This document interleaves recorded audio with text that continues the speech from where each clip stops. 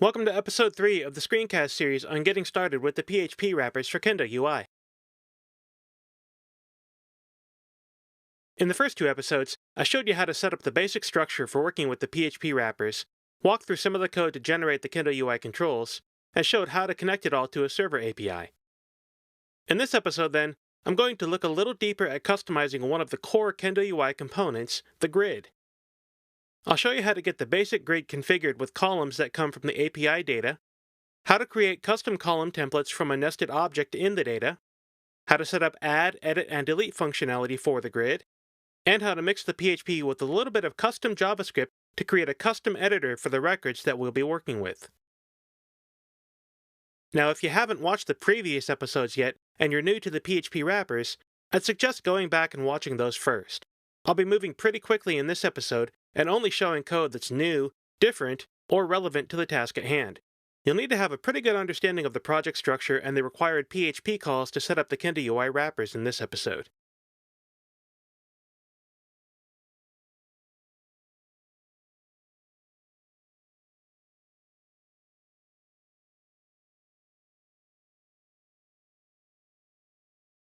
The first thing that I need to set up is a data source that connects to my API. In this case, the API has 4 different endpoints, one for create, read, update, and destroy.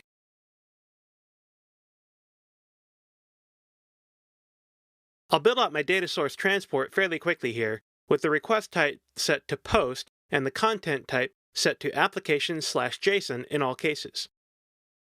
The API is located in the /API/products folder with the create, read, update, and destroy.php file for each endpoint. Once I have those in place, I can assign the methods to the data source transport. Next up, I want to create a data source schema to tell my data source what the data looks like. I'll start with the data source schema model and set up all of the fields that I'll be displaying and editing. Each of the fields will be told what type of data it is, string or number or date or otherwise. And you can find a complete listing of the field types in the documentation at docs.kendoui.com. There are 2 data fields that don't use a standard data type though, supplier and category. For now, I'm just going to leave those type attributes off of these fields. I'll come back to these later once I get to the point where I want to add and edit records in the grid. Next, I'll tell the model what field it uses for an ID. Then I'll add the fields to the model. The model gets assigned to the data source schema, and the schema gets assigned to the data source. Before I move on to the grid though, there are a few other details that I need to get into the schema and data source. I know that I want to use server-side paging because of the amount of data in my database.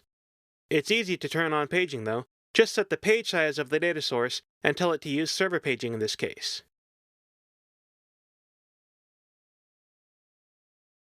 The API returns data to me with the data wrapped in some metadata. That is, data that describes the response. This metadata is used by the data source and the grid to tell me how many total records there are, and that's used to calculate how many pages there are in the grid. The wrapper data also includes a reference to the actual data used for display and editing, of course, and I need to account for all of this in the configuration. In my case, the API returns an object that has 2 key fields in it, data and total. The total field tells the data source and grid how many total records there are in the query results, while the data field gives me the actual data to display for the current page and page size. With that in mind, I've set the schema's data and total properties, telling the data source how to handle the results of the API properly. There are still a few more details that need to be covered for the data source configuration, but I'll come back to these when I need them. For now, I'll move on to the grid and get some data displayed on the screen.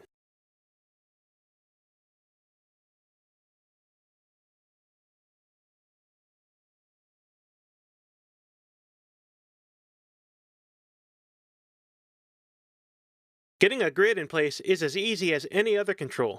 Create the grid instance and echo the render result to the screen.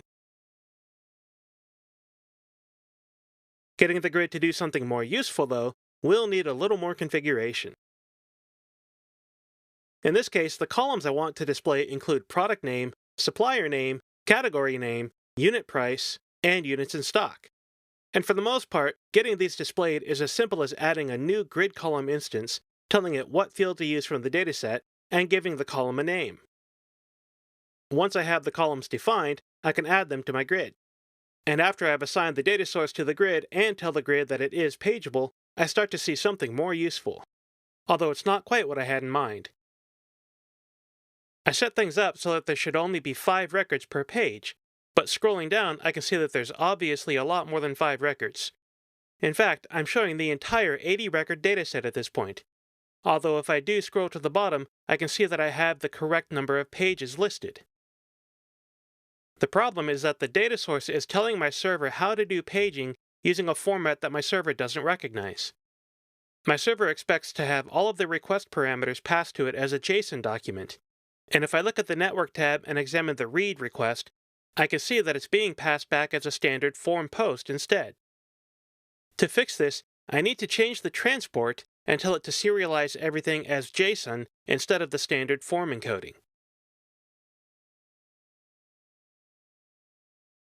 I can do that by setting a parameter map and pointing it to a JavaScript function that converts all of the data into JSON for me.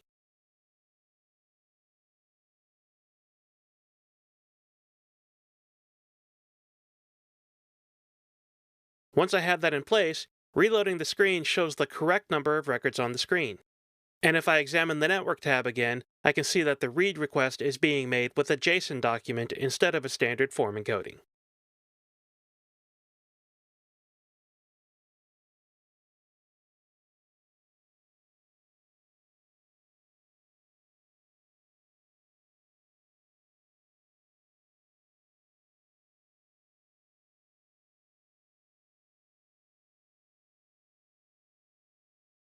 I still haven't shown all of the columns that I want, though. I've left off the supplier name and category name because these are not flat fields with single values like everything else. If I look at a sample record returned from the API, I can see that supplier and category are nested objects with their own set of fields. To get these to display properly, I need to configure the grid column a little differently. The category column will get a category field and title, but I'm also going to add a custom template to display the value from category.categoryName.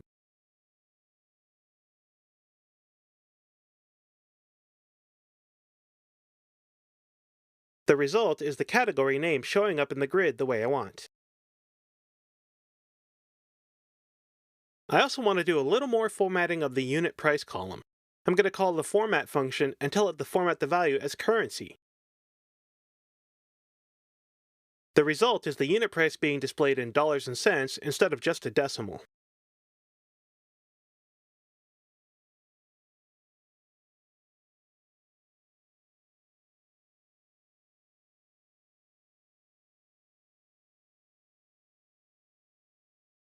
Next up, I'll add the ability to delete a record from the product listing.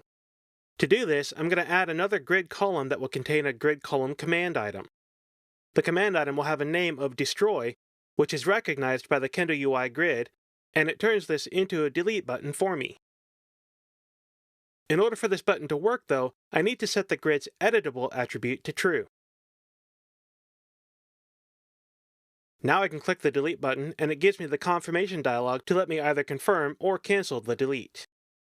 Clicking OK deletes the item and it's removed from the grid. Editing a row is almost as easy. I'll add another command item to the same column as the destroy command to get the edit button up and running. Once again, the grid recognizes the edit name and it handles it for me. I'm also going to change the editable setting to the string popup. This tells the grid to use a pop-up window for editing instead of inline editing directly in the grid. Now when I click the edit button, I get a mostly functional editor window. Everything except for the supplier and category fields look pretty good. And if I didn't have any special considerations for these two fields, I'd call this done. But I need to fix this, of course, and it all goes back to the supplier and category fields being nested objects and not simple flat data. To handle this then, I'll build a custom editor for each of them.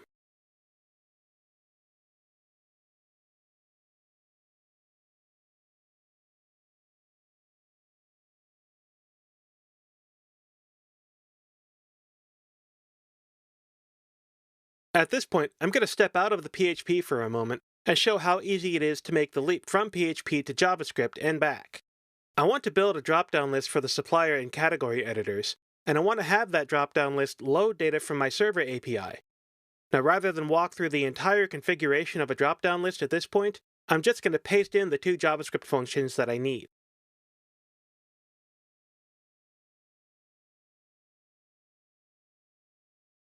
With these two functions in place, I need to reference them as the editor setting in the supplier and category columns of the grid.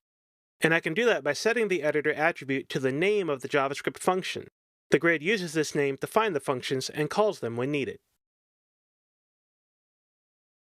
When I refresh the browser and click the Edit button for one of the records now, I see the drop-down list that I need for both the supplier and the category.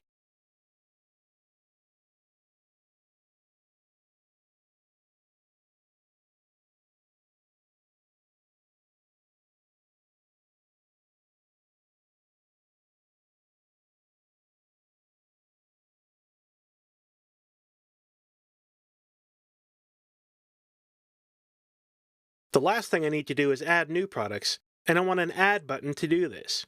I won't be adding another command to the last column though, since I don't want an Add button on every row. Instead, I'll create a grid toolbar item with the name of Create.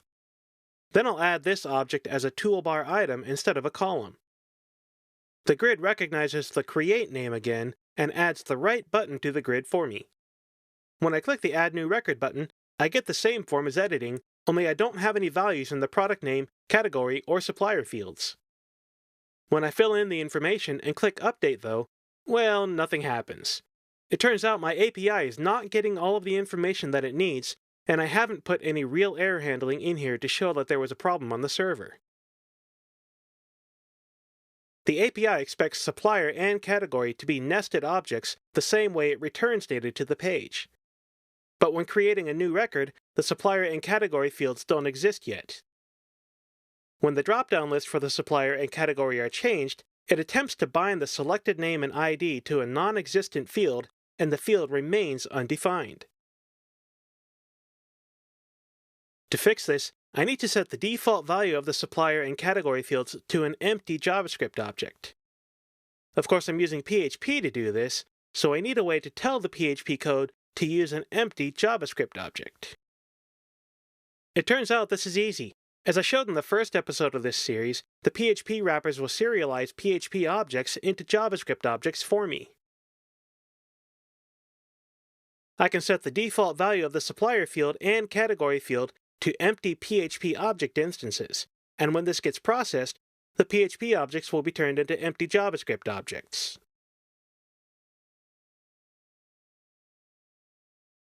Now when I reload the page, add a new product, and set the supplier and category, everything is set and saved correctly. This means I now have a fully functional grid where I can add new products, make changes to it, and delete it when I'm done with it.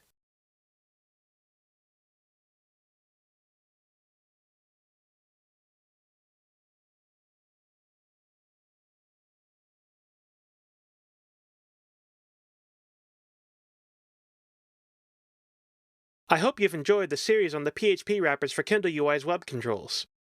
While I haven't covered every last aspect of every control, I've gone through all of the core concepts that you'll need to get up and running to create Kendo UI controls with PHP code, connect them to a data source, and integrate them with custom JavaScript and other configuration to produce the desired results.